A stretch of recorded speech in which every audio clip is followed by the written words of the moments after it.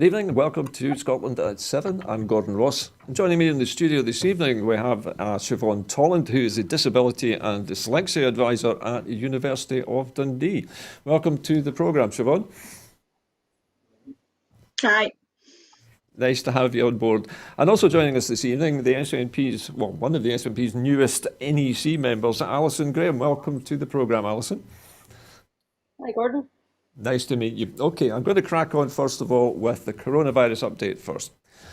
And as of 2 o'clock today, a total of 1,201,580 people in Scotland have now been tested through NHS Scotland laboratories and UK government regional testing centres. Of these, 1,103,860 were confirmed negative. 97,720 were positive. There are 958 new confirmed cases of COVID-19. There are also 51 new reported deaths of people who have tested positive today. This will be an underestimate of the number of cases. Not everyone with the virus displays symptoms, and not all those with symptoms will be tested. Of the people who have tested positive, 982 were in hospital last night, 69 of whom were in intensive care. The number of patients in Scotland who have died from complications caused by coronavirus COVID-19 infections now stands at 3,848. This number only includes those who have died in hospital having received a positive test for the virus. The latest UK daily figures published today show that 60,113 patients who tested positive for COVID-19 have sadly died from their illness, an increase of 414 since yesterday. This number refers to deaths in all settings and not just hospitals. Now, if you'd like to join the conversation here this evening, you can do so on Twitter by following us at BroadcastScot and using the hashtag Scotland@7. And now to tonight's main headlines. Lord McGinnis gets 18-month House of Lords suspension for homophobic bullying and harassment. Lord McGinnis, who verbally abused a parliamentary security guard and called an MP who complained about it a queer, is facing suspension from the House of Lords for at least 18 months following a report by a conduct committee. Ken McGinnis was found to have used abusive language to a parliamentary security officer as he tried to enter the estate without his pass. When SNP MP Hannah Bardell raised the incident in the Commons, describing it as one of the worst cases of abuse of security staff I've seen, Lord McGinnis said that she was only doing so because he opposed gay marriage. Responding to the suspension, Ms Bardell said, "I'm very glad the authorities in the House of Lords have taken this matter so seriously, and I have huge respect and appreciation for the very thorough job the Lords Commissioner and her team have done in investigating the actions and behaviour of Lord McGinnis.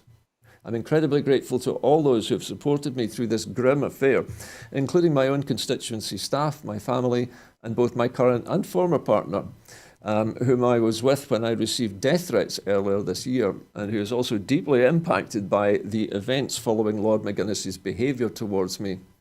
The extent of Lord McGinnis's behaviour is now laid bare for all to read, and my goodness, it is a worrying and depressing read. That someone who is in a position of such power and influence and who, as a lawmaker, can think it appropriate to behave in such a manner is truly astonishing. I was particularly struck and saddened by the testimony of the security guard who was bullied by Lord McGinnis. I witnessed this as it happened and attempted to intervene. I appreciate that an 18-month ban is a serious sanction, that Lord McGinnis' return to the House of Lords will be dependent upon him undertaking a designated course of bespoke behaviour change training and coaching. However, I consider it likely that if this had happened in any normal workplace in the UK when someone behaved in such a systematically abusive, bullying and homophobic way, which the report clearly states he has, then they would be shown the door. Now, let me come to you first of all, Siobhan. What's your reaction to hearing this story? This kind of behaviour is relatively rare, I think it's safe to say, but coming from the House of Lords and involving a standing MP, this is rather unusual, isn't it? Yeah, I mean, for me, there's there's a real issue of privilege here, isn't there, in terms of, the House of Lords, and especially given that one of the incidents was against a security guard as well. So in addition to the homophobic stuff, you've got a real kind of class issue, I think, that somebody could speak to someone in that manner and act in that manner to someone else who is considered, kind of like a bit beneath them. And I think this is the problem, isn't it? Is that there is that kind of massive distinction here between some lord in a huge position of power and authority, acting in such a kind of horrible way. I mean, it sounds quite horrific. I mean, it sounds, according to from what the report is saying, it's quite sustained, quite long term, and 18 months is probably well deserved by the sounds of things. To me, though, it kind of exemplifies and maybe symbolises a kind of a real issue of power, I think, that exists within the House of Lords. Perhaps that there is this unchecked privilege, whereby there is no kind of real check on their authority. I mean, they're unelected for a start, and I think it's part of a kind of wider culture, isn't it? Where basically, power goes unfettered to a certain extent. So I'm surprised it's not more often, actually. Well, I noticed that Hannah Bardell says that if this had happened in any other workplace, they'd have been sacked. Because this is unacceptable. As you say, there's this issue of entitlement. If I could turn to you, Alison, for your reaction to this. Do you agree with Siobhan's analysis of this situation? Yeah, I mean, absolutely. There's absolutely a power element to this, and people thinking they've got a sense of entitlement. But I would also stress, just to pick on what Hannah said about in any other workplace, I think that depends on the workplace's governance. And, I think it's really good that, as Hannah Bardell had said, that the House of Lords who've looked into this have taken it seriously. And 18 months might not seem a lot, but it's significant that it's not gone unnoticed and it has been dealt with in that way. We need strong governance in any organisation to make sure that it's very clear what an organisation will stand for and what it won't stand for, because otherwise behaviour unchecked becomes emboldened. And I think when you look at his record, clearly he has been emboldened and thinks that he can get away with it. So Alison, I think this is a line in the sand. Yeah, Alison, I was going to ask you, do you think there's a case for some new regulations being drawn up which actually give more serious consequences if a lord or a lady, presumably, is involved in this kind of harassment and bullying? I mean, is there a need, do you think, for there to be more severe consequences? We can't actually sack a peer, can we? They seem to have been set up for life, entitled to do and say as they please. Exactly, and I think that's part of the problem, that they're in a position of privilege. As you said, they're lawmakers. So if lawmakers don't uphold standards, it really is a bit of a kind of sugary peg there. But and I think that the thing we need to kind of go back to something that Siobhan had said about class and everything. I think that all needs to be taken out of this. People, regardless of what your role is and what your status is, should have a code of conduct that they have to follow, and you shouldn't be exempt because of some position of privilege. In many ways, your position of privilege should hold you to a higher standard because you are in a position of privilege. So you feel they should be leading by example then, Alison? Of course, it's what we teach our children. How do we expect to have good behaviours if they've got learned behaviours that they're seeing people in that kind of position getting away with, stuff like that. So I think we need to be very cognizant of the example that people set, particularly when they are in a position of privilege or in a public-facing role. And I think it's very important to set that example and uphold the standards that you expect from others. Alison, just one other question. I mean, I know we don't have a House of Lords in Holyrood, but if an MSP behaved in this way, what would the consequences be for them?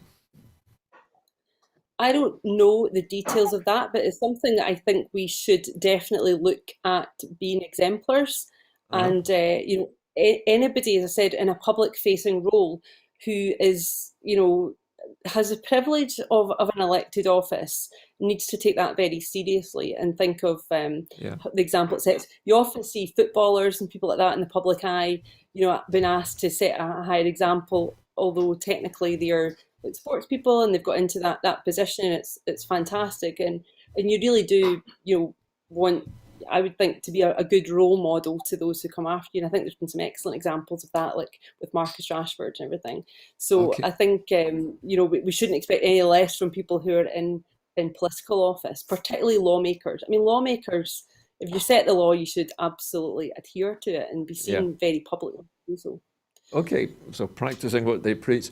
Okay, I'm going to move on to our second story this evening, and news just coming in of multiple casualties in a blast at an English water treatment works.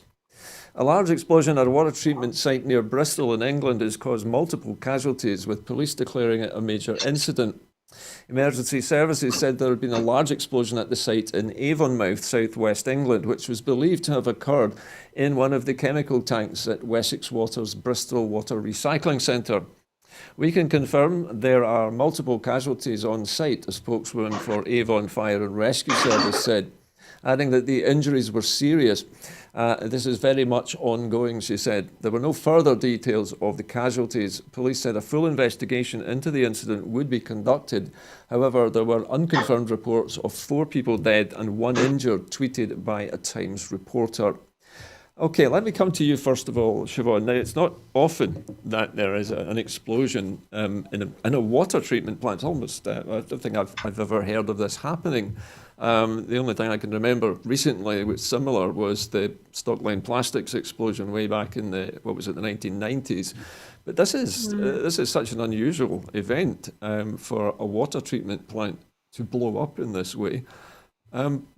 Is this the sort of thing that we have? Do we have water treatment plants like this in Scotland, do you think? And is there a safety issue in water treatment that we don't know of? I mean, I think at this time that we've not really got much information, so I don't really want to speculate in terms of safety standards or anything. I do think that 4 people have died, though, according to the latest news reports. Yeah. But so I'm always a bit reluctant to kind of go into, do we have, is it possible within Scotland? Is it possible here? Is it a safety issue? I think we don't know at this stage, and I think that's because the news is just so new and coming in. I think.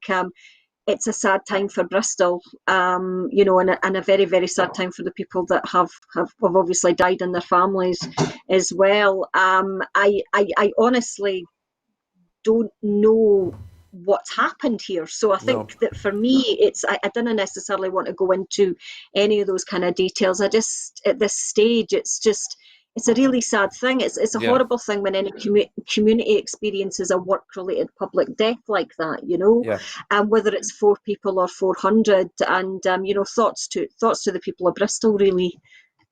Yeah. Okay, Siobhan. I know it's difficult to comment on this, and we don't want to speculate on the potential causes of this. But accidents of this kind, to my mind, are relatively rare, and you wouldn't imagine there being an explosion at a water treatment plant. But then again, I suppose they must be handling chemicals that are needed, obviously, to make the water safe to drink. What do you think, Alison? Is this? I mean, it's just breaking news at the moment, and we're only just hearing at the moment an unofficial death toll of 4. But in my experience, at least, when they start to announce death tolls, they usually tend to go up. I'm hoping that's not the case here. What was your reaction to hearing this news? Because I know this is just breaking news today.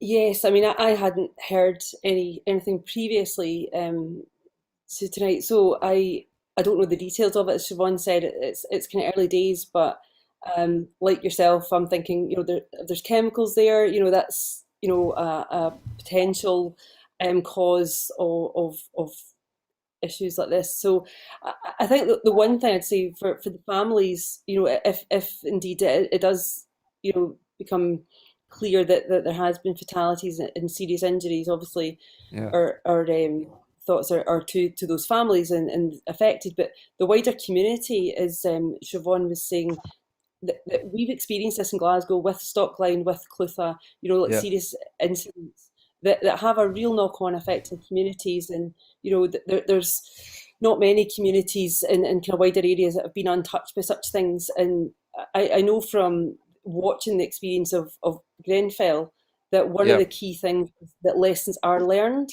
So I think what we need to do is let the authorities have a thorough investigation of what the cause was before we go to any, okay, where else is this possible to happen?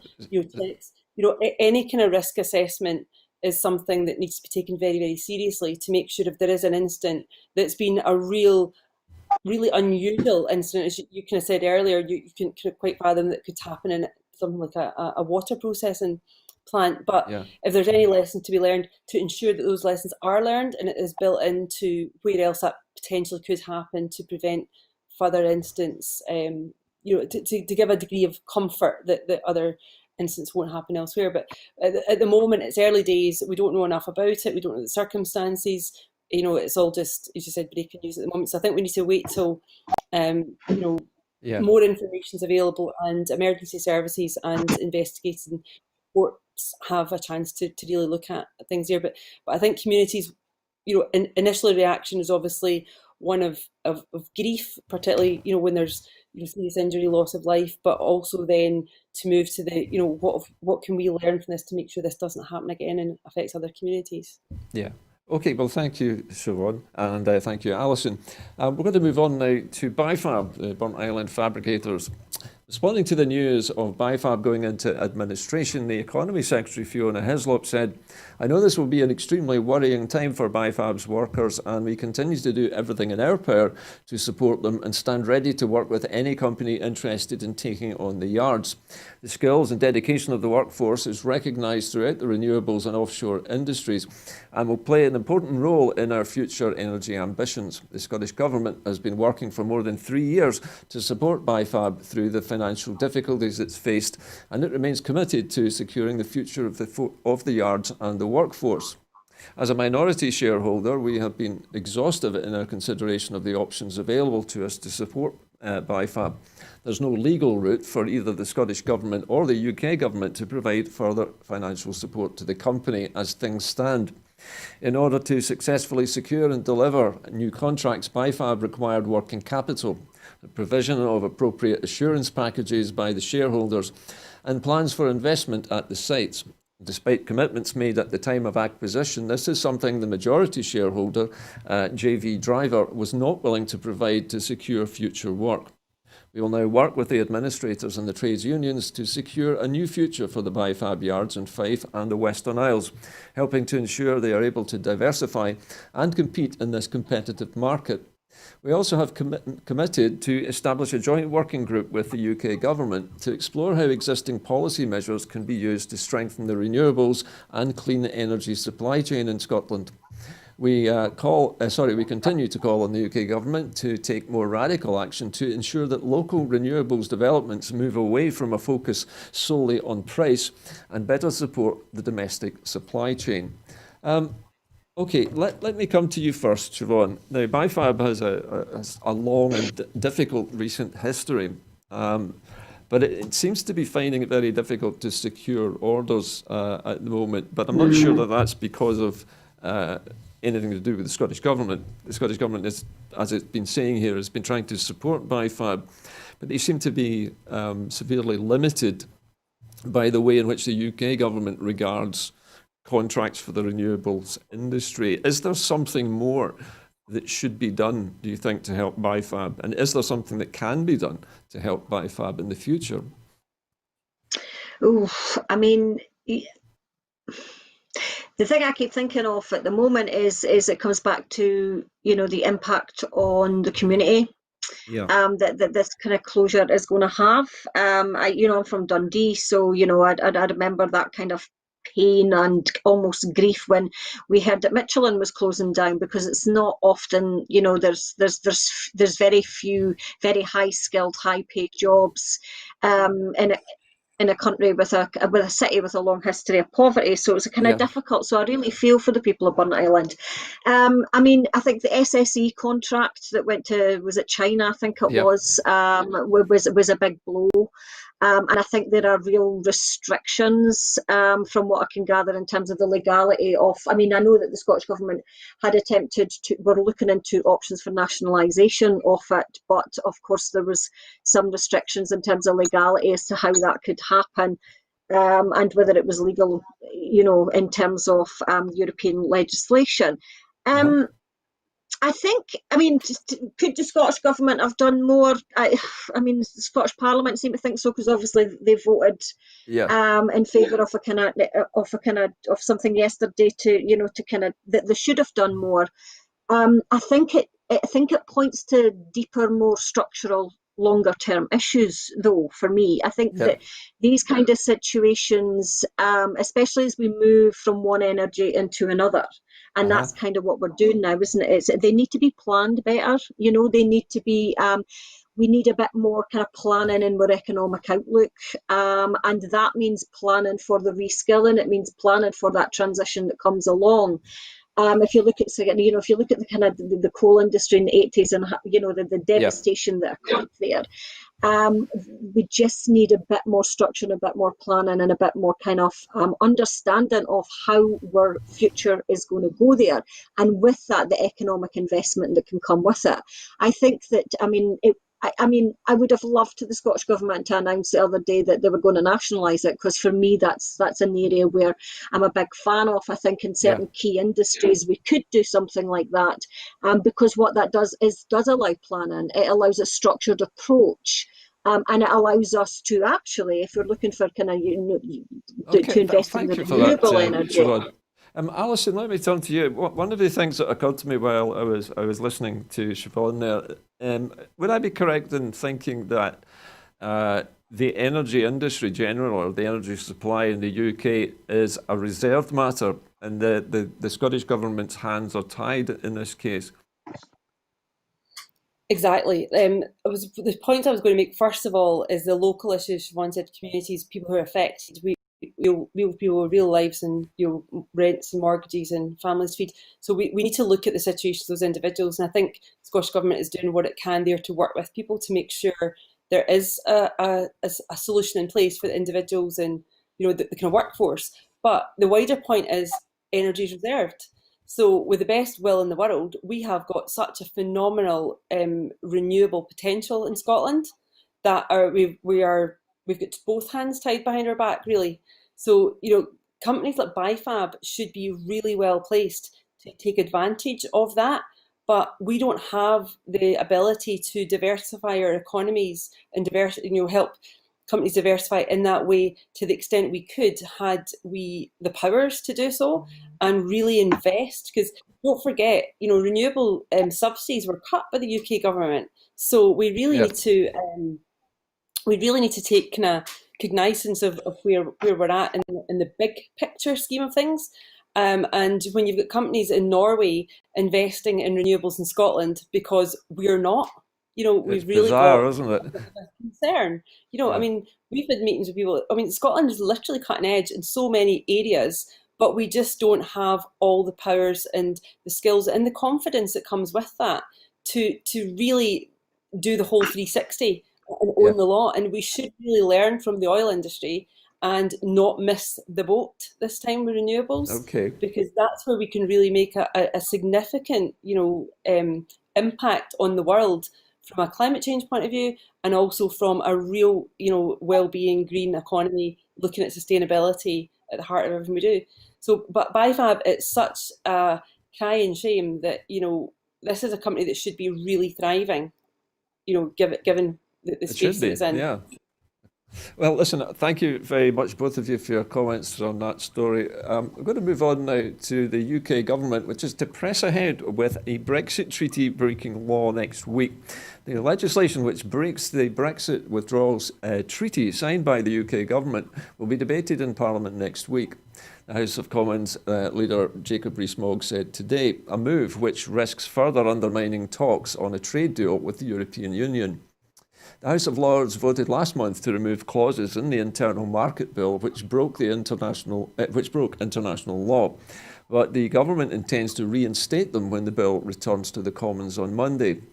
It's also introducing a new piece of legislation next week, the Taxation Post-Transition Period Bill, which is widely expected to contain more provisions that overrule parts of the EU exit deal relating to Northern Ireland. The Internal Market Bill, designed to protect trade between the four nations of the United Kingdom, prompted fury in the EU when it was first introduced because it unpicked the terms of a divorce agreement which both sides had signed in January. Brussels has launched legal action against Britain, and Ireland has warned that breaking the treaty could destroy the trust needed to reach a trade deal. The Internal Market Bill has also been rejected by Scotland and Wales because it will undermine the devolved government's powers and allow Westminster to legislate directly in devolved areas. Siobhan, now this is a long-running drama going on at the moment over basically this new law, or these new laws which the British government wants to introduce, which undermine its own treaty with the European Union. How on earth is Boris Johnson going to get any kind of a deal when he's breaking international laws? I don't think he is he? You know, I mean, let's look at this from an EU perspective. How on earth would you trust the UK government at this stage when they're breaking it all over you know what I mean? When they're just like literally breaking the law willy-nilly, regardless of any treaty or agreement that's actually been done. I mean, it's utterly, the world must be, or Europe must be looking at us absolutely agog and just wondering what on earth is going on. But do you know what the thing is as well? It's like Northern Ireland is one of the issues as well. It's like we are talking about a precarious piece here, that needs to be preserved at all costs. You know, I mean, it just shows really how utterly reckless a Boris Johnson UK government is at this moment in time. I don't think we're going to get a deal, and I'm an optimist, by nature. I think but I do think that there's an element here that it's. Do you think he's deliberately? From one thing. I was going to say, do you think Britain is deliberately undermining the chances of getting a trade deal? I honestly fluctuate in my analysis of that. Sometimes I think it is a deliberate strategy to get a no deal, because I think they just want to kind of bounce along. But then there's another part of me that thinks that they're so incompetent and they're just lurching from one kind of disaster to another. They just don't know what the left hand doesn't know what the right hand's doing. I think if Donald Trump was still in power, then I probably would say it was deliberate, because I think they were focused on getting that deal. But of course, with Biden kind of taking over, is kind of maybe changed the political landscape a little bit. But I'm utterly ashamed. I'm utterly embarrassed. And I think that we are going to be in a situation where we'll be the laughingstock. We already are the laughingstock, aren't we, really? But I don't think. How can you negotiate the terms of a deal if you cannot trust that it would be held on to? Let's look at this. Yeah, let's look at this from a European perspective. They must be sitting with their head in their hands, going, "Oh my God, how can you? Would you? I mean, seriously, no. I wouldn't."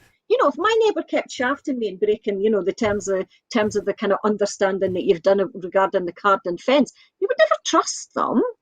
So I do think that the UK is really heading into something kind of quite serious, quite significant, and it's utterly reckless. And you know what? It might impact on the EU a wee bit, but they're going to be able to cushion the blow of a no-deal Brexit, but we can't. We can't. Good point, Siobhan. Allison, one of the things that dawned on me there again while Siobhan was talking is the fact that the European Union is still trying at the moment to hammer out a way of settling disputes with the UK after this so-called trade deal, if it happens, actually is signed.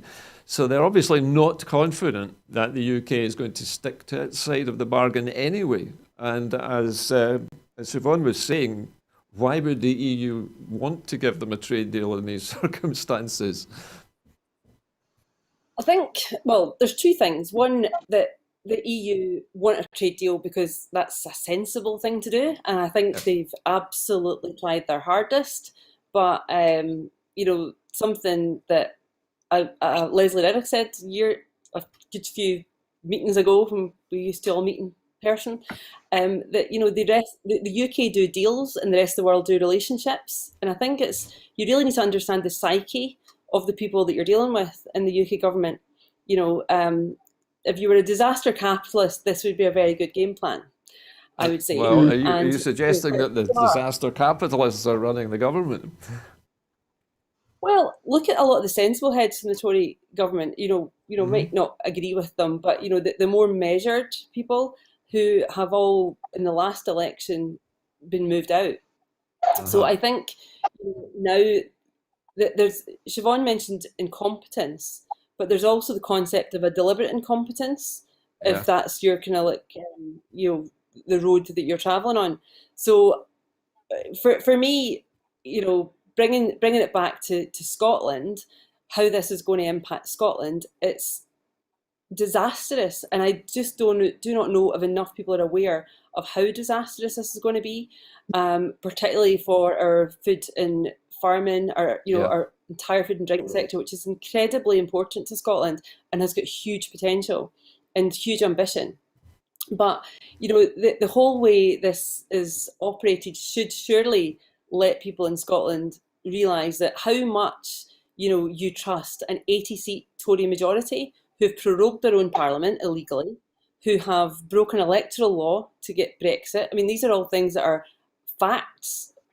So you need to be a more trusting person than I am to think that there's not a real danger that constitutionally we could not be stopped. We have an unwritten constitution in the UK, which was only brought to some people's attention with the proroguing of Parliament, and how dangerous it is with the anomaly in the world that is the UK Parliament, that you have literally first past the post, winner takes all, with the majority of one. I mean, they literally have a majority of 80, but, the contempt of the fact the Lords have thrown things out and they just put it back in because they can.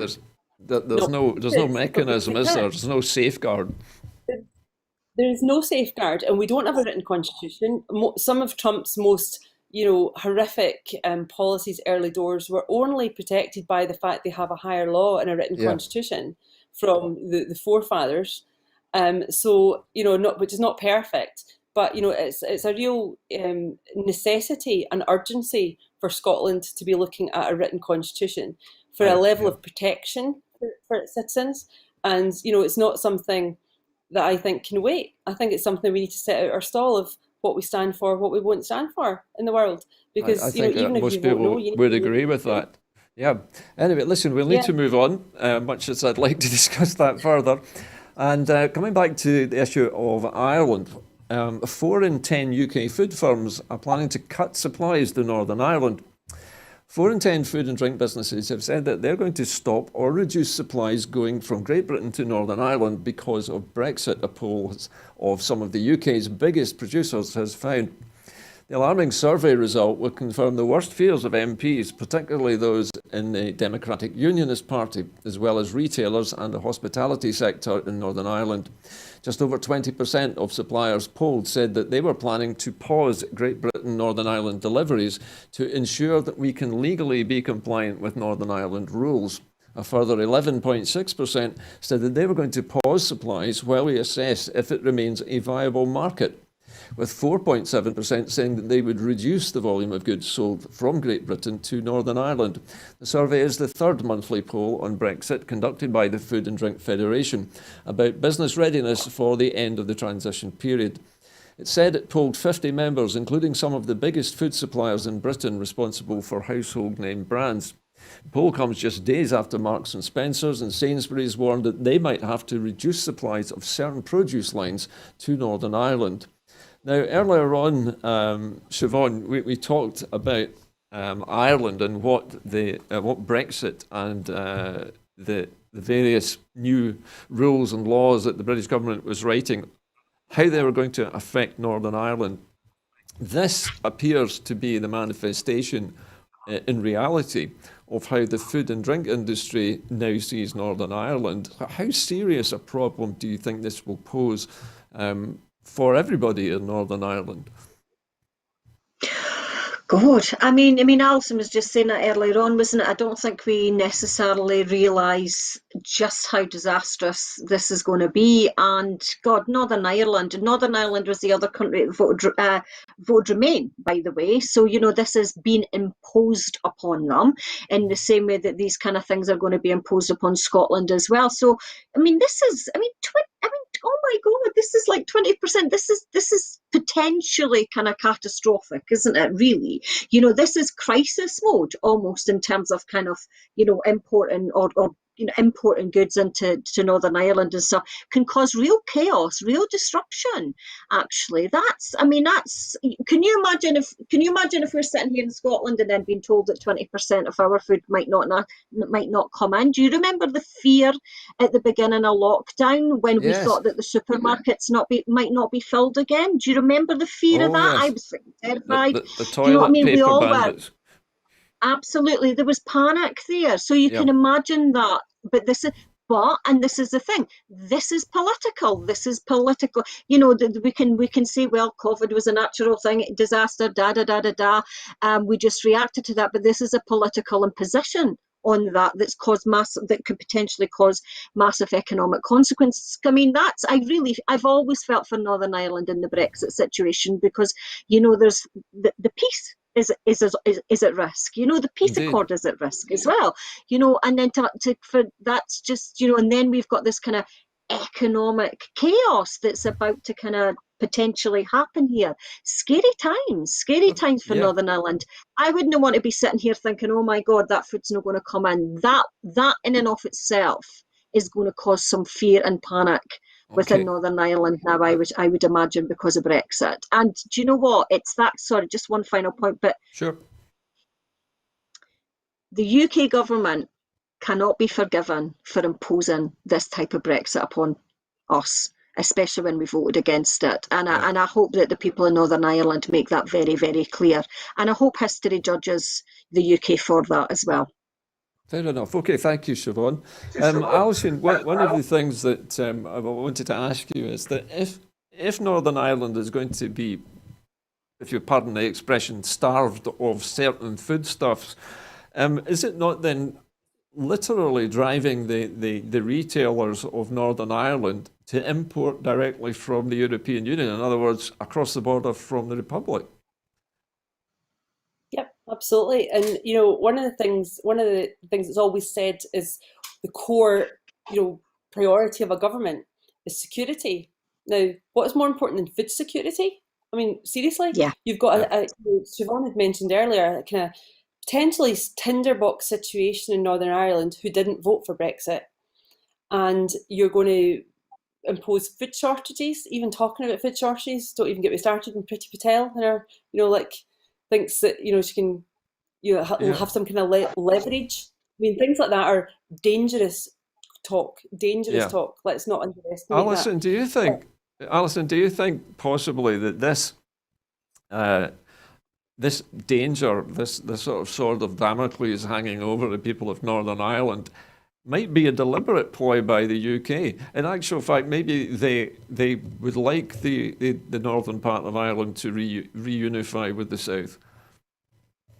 There's a lot of circles to be squared in the whole Brexit thing, and that is absolutely one of them. And when you try to see where people are coming from in this, you kind of look at their behaviours, and the whole of the UK fragile situation gets really thrown up in the air with Ireland, because it's like the contradiction of the Scottish situation. So what I was going to say earlier when you mentioned about the food security, they absolutely will look to Ireland, and Ireland will look at the north and the north of Ireland, and in that way they will not let people will become pragmatic in the way they did in COVID. Communities got together. People are human beings at the end of the day, and you're looking out for your neighbours, core things. Yeah, exactly. So when the situation that was always potentially going to be the case, that people in Ireland, who particularly the generation who've been brought up, who have only ever known being European citizens and having that security to live and work, and Emma de Souza has just won against the UK government her case about Brexit and citizenship for her husband. When all the good stuff's coming from the south, from Ireland, on the island that you share, then there starts becoming a less compelling case to be part of the UK. If the UK is really giving you problems where you're getting your solutions from Ireland. So I think it's a really interesting time, and I've got a lot of friends from Ireland, and we have these discussions a lot about Scotland's situation and Ireland's situation, and Well, who's going to move first. Alison, I think Ireland. Alison, I'm sorry, I'm I, going I to have think to cut you off. We're running a bit low on time. I'd love to talk more about this, but unfortunately we need to move on. Anyway, next story. This is Keith Brown, who has condemned the ignorant Rees-Mogg over his devolution comments. The SNP Deputy Leader Keith Brown, MSP, has condemned comments today by the Tory MP Jacob Rees-Mogg that devolution would work perfectly fine if the devolved governments were run by the Tories. His remark follows a string of Tories outing their opposition to devolution, including the Prime Minister Boris Johnson, calling it a mistake and a disaster. And Rees-Mogg himself just last week saying that devolution should be undone. Commenting on the remarks, Keith Brown, MSP, said Jacob Rees-Mogg's comments are deeply ignorant of the facts of devolution. You just have to look at how the Tories are running England to see how things would go if they were in charge. Mr Rees-Mogg should really take a look in the mirror before attacking Scottish devolution. His Tory government has introduced the bedroom tax, the rape clause, and is selling out the NHS. He need only look at the polls published this week that the Scottish public trust the SNP to handle the economy, health and education. Well, Siobhan, this is another one of these strange stories. The Tories apparently deliberately trying to diss devolution. Why do you think they're doing this? Oh Lord, I mean, do you know what? This makes me laugh, right? This really makes me laugh, right? Because the ignorance and the arrogance of Jacob Rees-Mogg, and all I keep thinking is, please bring him up for the Scottish elections. Please just bring him up, because it's stuff like that. Honestly, they have no idea what they're dealing with. It is beyond ignorant when they're coming away with stuff like that. It's beyond arrogant. And do you know the thing is, though, the people of Scotland, we're looking at this and going, are you kidding me? Yeah. Do you know what I mean? Seriously, this is backfiring on them so much. Every single step they take relating to Scotland and every single step they take relating to devolution now is absolutely just shooting themselves in the foot. Can you imagine? Are you seriously thinking the people of Scotland are going to sit there and go like this? That's a really good idea. I'd love the Tories to run devolution. Well, you know what? They've only got about 20% up here, so it's pretty obvious that we didn't want that. But do you know what? This is the thing. They have no idea what they're dealing with up here. And Keith Brown's absolutely right, and I would go further than that. They are so arrogant, so ignorant in their understanding of what exactly goes on. And Jacob Rees-Mogg, for me, just exemplifies it. Do you remember when he came up and he started kind of like landed at the airport? It was a general election. It's like, oh Lord, kind of thing, just totally dismissing Nicola Sturgeon and all that kind of thing. She's our first minister. This is what you're going to do. It's just, I mean, it's funny. I mean, I think it's funny, right? Because we're on our path to independence, and I think we're all pretty clear on that now. These people have no power in Scotland anymore, but they're acting like they do. They're trying to convince themselves, perhaps. I think there is an element of that, actually. Yeah. So but for me, that's just congratulations, Jacob Rees-Mogg, because that's another couple of thousand votes. Or a couple of 100,000 votes on the way to independence, Okay. I mean, honestly, get him up here and get him to say that again in Scotland, and we'll see how that goes. Well, we'll try that, Siobhan. Listen, I'm going to move on because we're a little short on time. I'm going to read the next story, and I'll bring Allison in on that one in a moment. So, because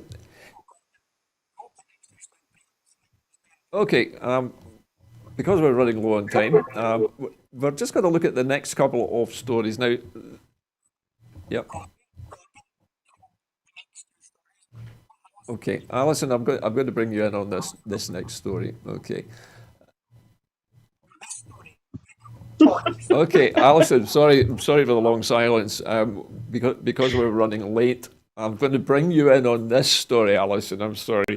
We all have opinions on Jacob Rees-Mogg, but what do you think?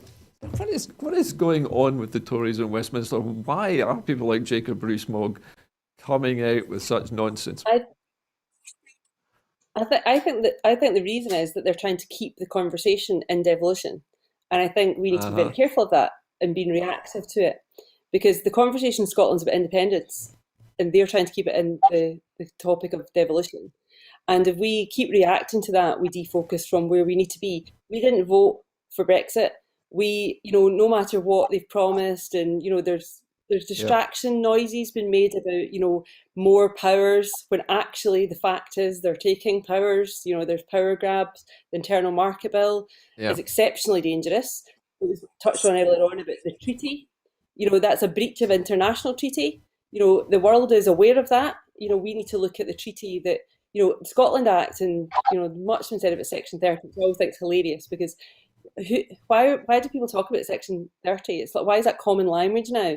It's basically permission in a devolved settlement that, we are a union, which was from a treaty of union, which is an international treaty.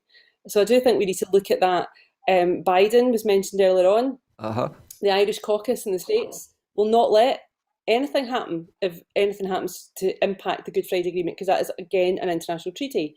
So the UK government are really treading a very dangerous path, and I think Scotland need to keep 100% focused on the future. We voted very significantly, 3/4 voted for devolution. Why are we even engaging with them in this? We should just be saying, I'm sorry, we've not had a Tory government for 65 years. We're not having this conversation. So do you think, we're talking about our future. You think, Alison, we're setting. Alison, do you think they're basically just trying to reframe the argument to something that they can deal with? Yeah. Well, it's something that we're distracted by. Yeah. And if we allow ourselves to be distracted by it, that's on us. So Jacob Rees-Mogg is a pantomime villain. He's put out there just like Trump, just to distract while other stuff is going on. Is he the so-called dead cat thrown on the table? Possibly. Okay. Well, listen, Alison, we need to move on, I'm afraid. I'm sorry. Okay, but the next story. This is about the school holidays, and apparently there's to be no change to the school holiday dates over the Christmas period. The timing of school holidays, which vary around Scotland, was raised with ministers in the Education Recovery Group, given that many schools break up very close to Christmas and the potential for increased social interaction in households following the limited relaxation of rules between the 23rd and 27th of December. The Deputy First Minister and Cabinet Secretary for Education and Skills, John Swinney, said, "Being in school is in the best interest of children, and our priority remains to ensure that schools are safe and open.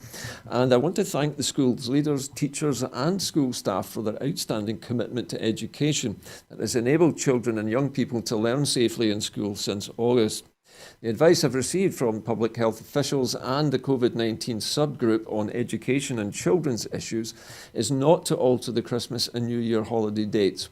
We also know vulnerable children may be at greater risk if they are out of school for an extended period, and I am mindful of the impact an extension to school holidays would have, especially for working parents. For these reasons, I do not see a clear rationale for changing the term dates and disrupting children's education. Now, Siobhan, we talk quite a lot on this programme, actually, about young people and children, particularly how they're being affected by the COVID-19 pandemic. This sounds like a very rational and sort of logical thing to do. Would you agree? Yeah, I mean, I'm gonna take this from a very personal perspective, because obviously I've got a son who's first year at school. The change in him when he went back to school was quite remarkable. Much more confident, and going back to school was, and I was a bit wary because obviously I was shielding and stuff. But so him going back to school was definitely the best thing for him, and it's increased his confidence. He's much happier. He comes home beaming, etc., etc. He was 2 weeks in isolation. He only went back, I think it was just last Friday there. And that was a hard 2 weeks that he had. And if I'm honest, I actually did think about keeping him out of school a couple of weeks, because that would allow us to be safer in going to visit like my mum and my dad and stuff like that. But I decided against it because he'd already been isolating, but also as well because I couldn't bear the thought, I'm kind of missing his friends and stuff. At the other side of that, though, I actually have a brother who's also a teacher, and I know the fear that some teachers are experiencing and the concern and worry. So I am a little bit torn, if I'm honest. But I think on the whole, our infection rate is I watch the infection rate quite obsessively, and we are kind of under 5%, a lot more and more on the kind of daily basis throughout the Yeah. last 2-3 weeks. So I think that it's beginning to feel a little bit safer in that respect for schools. But yeah, I see the worry in teachers, but I see the advantage for kids as well. Yeah, it's a And that's difficult just a balancing personal act. thing. Yeah. Okay, very briefly, Alison, what do you think? Schools, should they have changed the holidays, or do you agree with Mr. Swinney? I think parents and children just want consistency. They want to know what's a degree of certainty. And Yeah. these kids have missed a lot of school, and I agree with Siobhan. It's important, but I think people just want to know so they can plan. Because I know one of having friends or teachers, one of the concerns is about it being so close is that if there is any incidents in track and trace, then that's all very close to Christmas Yeah. to let people know if there's a problem. But I was expecting them to be in school right up, to Yeah. it's 23rd or something. I think So now that we know that, we can plan. a lot of parents will probably be going back to work after Christmas and New Year and have to go back to work. It's a time of big bills and heating and things like that. All these bills have to be paid, and somebody has to look after the children. And the winter's much harder, and we've Yeah. said that as community support workers as well, that winter was going to be, we were saying at the time, thank goodness we've had a nice spring summer, people could get outside in the garden. We're not in that situation now, but thankfully, with a vaccine, a bit of a light in the horizon, a light just glimmering there over the horizon. So I think hopefully we can just knuckle down and get through this last bit and start to see brighter days in the new Well, year. let's hope so, Alison. I think that's the feeling of most people at the moment. Let's get through this. Okay, our next story, and there is to be a Christmas eviction ban. Enforcement of evictions from rented properties will be halted in Scotland for a 6-week period until mid-January. The move will give extra protection to tenants during the coronavirus COVID-19 pandemic. It will reduce the burden on local authorities who have a duty to rehouse people made homeless through evictions, and it will also make it easier for people to self-isolate if they choose to form extended bubbles during the relaxation of COVID-19 restrictions over Christmas. Regulations will now be introduced that will prevent eviction orders being brought between 11th of December and the 22nd of January, with the exception of cases of serious antisocial behaviour. Now this, Siobhan, is a good thing, surely. Nobody likes to see people being put out of their homes in the middle of winter, unless it is for the more serious antisocial behaviour.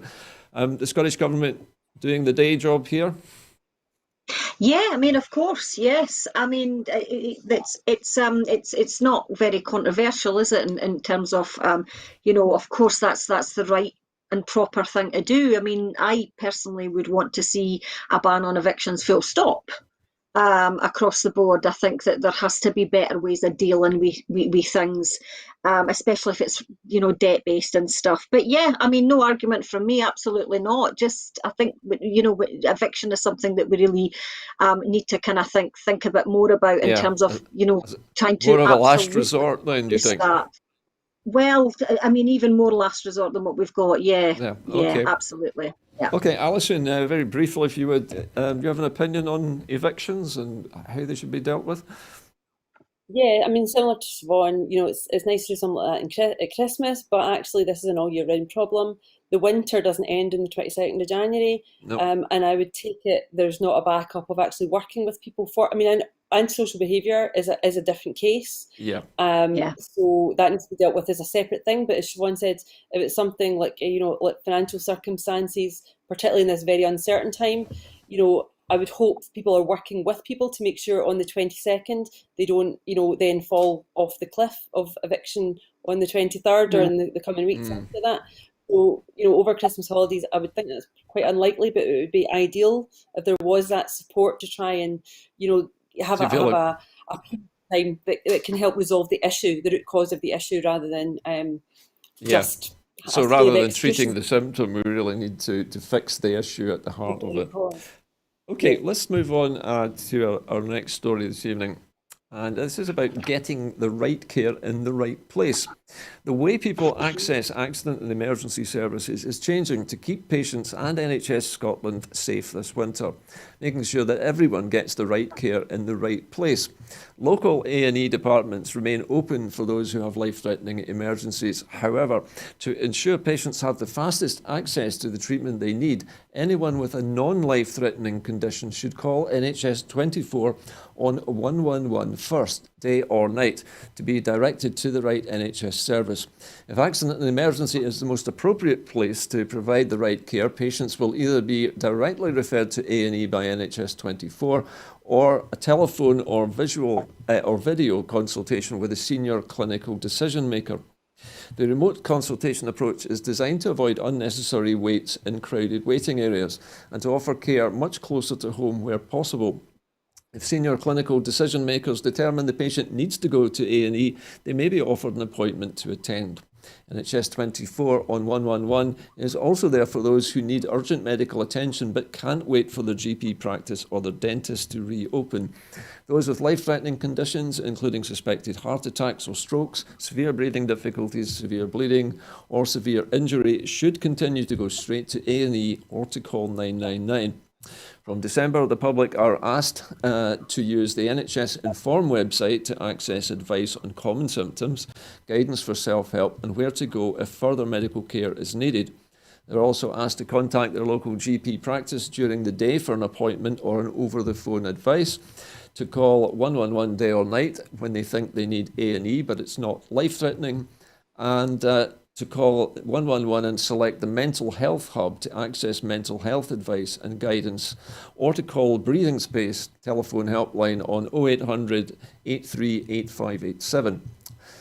They can also call 111 or use NHS Inform out of hours when they're too ill to wait for their GP practice to open or for worsening symptoms of COVID-19. And finally, they should use nhsinform.scot to access the location of their local minor injuries unit for non-life-threatening but painful injuries, such as deep cuts, a broken or sprained ankle, or painful burn injury.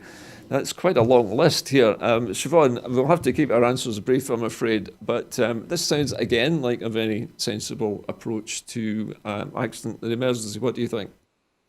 It is. I think that I think maybe if it was like pre-COVID, I would be slightly more cynical. I think, but if it's an injury that's not life-threatening, I don't think I would want to necessarily sit for a couple of hours in an A&E in terms of COVID infection. I would say my only concern is that whether things might not get picked up via video or phone.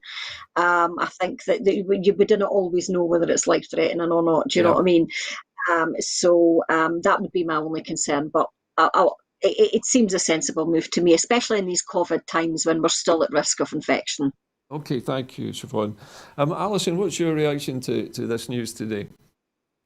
Yeah, I mean, obviously they're trying to solve a particular issue with overcrowding in busy areas in a hospital and A&E. My only thing is that any particularly vulnerable people in a vulnerable situation have to have very, very clear protocol. That's why 999 works very well, and we've instilled 111 with people now and kept it really simple. So the experts at triage to assess someone. We're really blessed out here where I live. We've got Trossachs Search and Rescue, who do as well as things like Clutha and Stocklands after with the dogs and everything. They're also first responders and respond to medical alarms with very vulnerable citizens. And I think using all the resources that we have there more cohesively will absolutely help to make sure that people get treated as quickly as possible, particularly when it can be complex. It can be something that's called in, but actually it's an underlying issue that makes it more complex. So I think we need to keep it really clear with people what the protocols are. Near me in services like that we've talked about in rural areas, there's technology barriers sometimes, so we need to be aware of that, particularly some of the people that we've supported through the lockdown who are either don't have access to technology or don't have access to good broadband or have not got the confidence or the skills to use it. So we need to be aware of all these things to make sure nobody's left behind in that. But I can understand why they're looking at this, because they're trying to do something sensible at a time that it may be dangerous of being overwhelmed in any departments. Okay, thank you very much, Allison. Well, that's brought us to almost the end of the programme this evening. But, of course, Broadcasting Scotland is holding a major crowdfunder at the moment. So if you're interested in supporting Broadcasting Scotland, why don't you watch the video and then take some action after tonight's programme.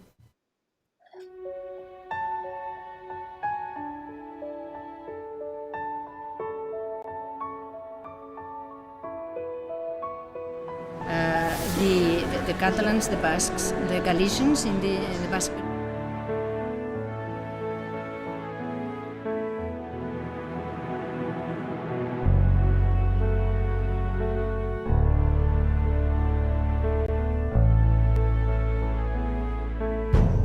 An independent future for Scotland.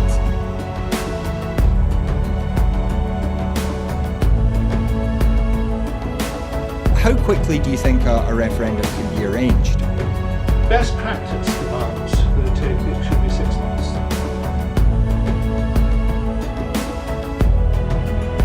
Just looking at the overall share numbers for Scotland at the moment, the SNP 46.4%.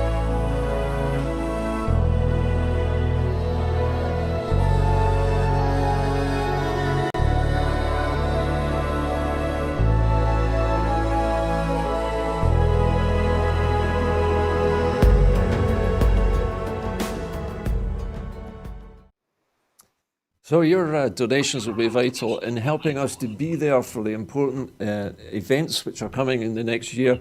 And if you would like to donate to the cause, you can do so by following the instructions at the bottom of your screen now.